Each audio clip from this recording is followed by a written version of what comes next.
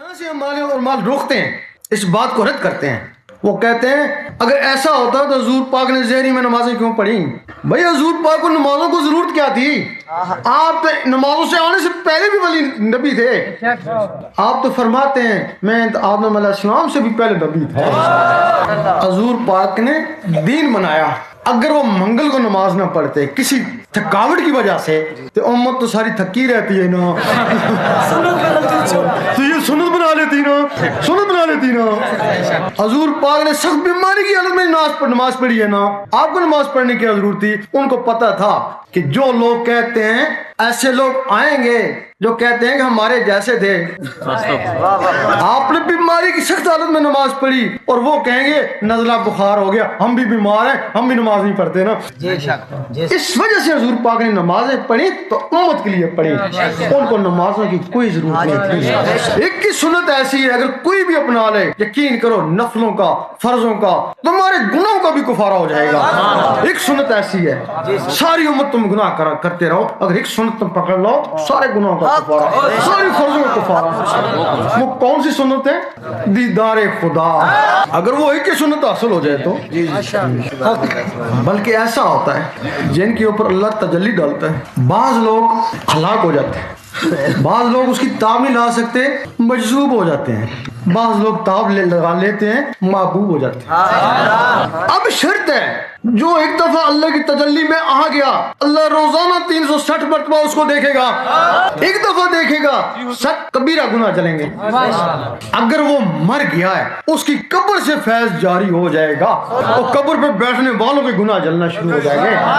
حدیث ہی میں کہ شکستہ دل اور شکستہ قبر پر اللہ کی رحمت پڑتی ہے، وہی نظر رحمت ہے نا، وہ جو تجلی سے شکستہ ہوا۔ اگر کوئی مجذوب ہو گیا تو وہ لوگوں کو ڈنڈے مارے گا، گالیاں دے گا، لوگوں کو فیض ہونا شروع ہو جائے گا۔ وہ دھنکا شریف میں ہے نا، وہ ڈنڈے مارتے ہیں، جس کو ڈنڈے مارتے ہیں اس کو فیض ہو جاتا ہے۔ وہ پیر لال شاہ تھے نا، صدر ایوب کو ڈنڈے مارتے تھے، آخری دفعہ گیا ڈنڈے نہیں مارے، سوچنے لگے اب میری بادشاہی گئی اور گئی۔ اور تیسرا اس کی باتوں سے فیض شروع ہو جاتا ہے۔ اب جب وہ 360 دفعہ دیکھتا ہے تو لوگوں کے گناہ جلنا شروع ہو جاتے ہیں۔ جب اصحابہ کہف کو دیکھنا شروع ہوا تو وہاں کوئی بھی نہیں تھا، صرف ایک کتا تھا، وہ کتا ہی حضرت قطمیر بن گیا نا، وہ کتا نماز تھوڑی پڑھتا تھا، وہ ان کی صحبت میں بیٹھا رہا نا، انہیں رحمت پڑتی رہی نا تو وہ حضرت قطمیر بن گیا نا، اور وہ کتا پاک ہو گیا نا۔ اور جب تمہارا کتا نور سے پاک ہو جاتا تو نظر رحمت بھی تو نور ہی ہے نا۔ وہ کتا بہشت میں جائے گا ولیم باور کی شکل میں۔ حضور پاک کے اوپر وہ نظر رحمت ہر وقت پڑتی تھی۔ یہی وجہ ہے کہ حضور پاک کی صحبت میں بیٹھنے والے ولیوں سے بھی اونچا مقام حاصل کر کے چلے گئے۔ اور دوسرا اس کا ثبوت ہے جب حضور پاک شب معراج میں گئے، دیکھا موسیٰ علیہ السلام قبر میں نماز پڑھ رہے ہیں، جسم نہیں پڑھ رہا تھا، وہ کوئی مخلوق نماز پڑھی تھی نا۔ اوپر پہنچے تو اوپر بھی موجود ہے نا، تو پھر اس مخلوق کا ثواب کس کو ملے گا؟ موسیٰ علیہ السلام کو۔ اس کے لیے یہ آپ اس کا طریقہ بتاتے ہیں کہ یہ دعائی اندر کیسے جاتی ہے اور یہ رستہ کیا۔ برٹ شاہ والے کہتے ہیں نماز روزہ کم سٹھو او رستہ کوئی دوجو۔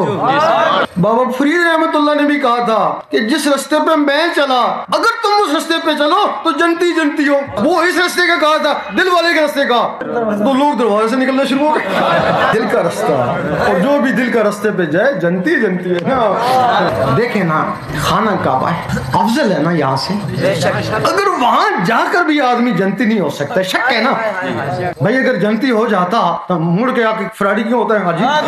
یہ حاجی جاتا مڑ کے اس سے پہلے سے زیادہ فراڈی ہو جاتا ہے، اس کا مطلب ہے اس کا حج قبول کیوں نہیں ہوا نا؟ حج قبول ہو تو جنتی ہے نا۔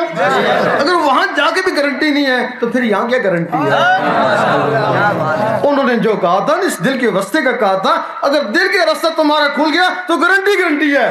یہ اس وقت تک نہیں کھلتا جب تک اللہ تعالیٰ کی منظوری نہ ہو، تو منظوری ہوئی تو گارنٹی ہو گئی۔ اس کا جو طریقہ ہے کوئی بھی ہے، ہمیں سے مطلب نہیں، کسی بھی فرقے سے ہے، دیوبندی ہے، وہابی ہے، کوئی بھی ہے، جب اللہ اس کے اندر آ جائے گا تو اللہ والا ہو جائے گا۔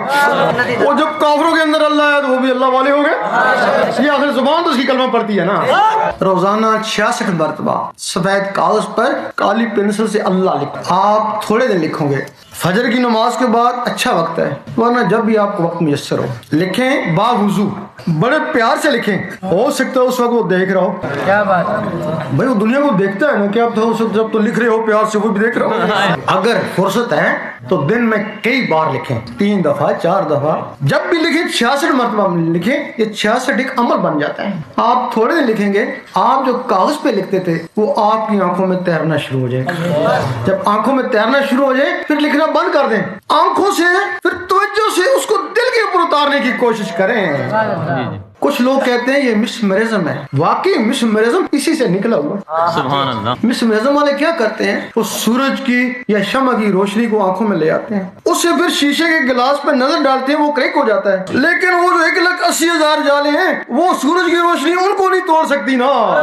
इसमें अल्लाह जब आंखों में आएगा तो अल्लाह में ये तासीर है ना कि वो उन जालों को तोड़ता तोड़ता दिल के ऊपर जाके बैठ जाएगा। जब दिल के ऊपर जाके बैठ जाएगा तो दिल की धड़कन तेज हो जाएगी, टिक टिक टिक टिक। वो उसकी तस्बीह है, उसके साथ फिर अल्लाह मिलाएं, एक के साथ अल्लाह, एक के साथ या अल्लाह लिखा गया। ये पुलिस की मोहर लगी है, जरूरत पूछने की जरूरत है, पुलिस वाला है ना, अल्लाह लिखा गया, अल्लाह